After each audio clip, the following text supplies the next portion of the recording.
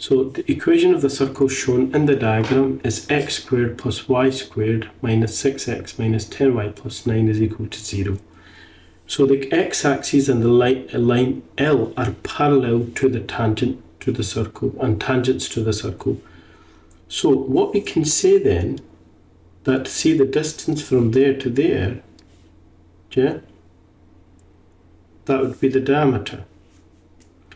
And the equation of this line L would be of the form y is equal to some constant c.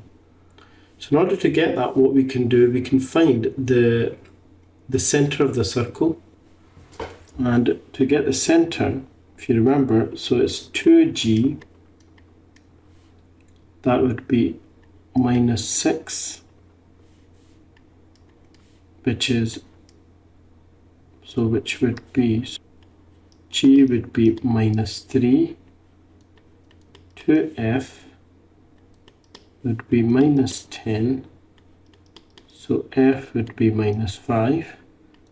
And remember the center is given by minus g minus f, so the center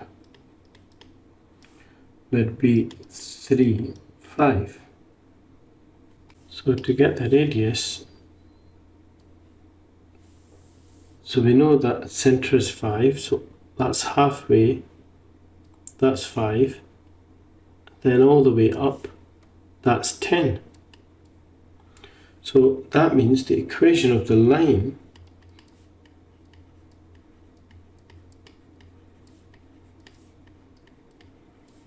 L, y is equal to 10.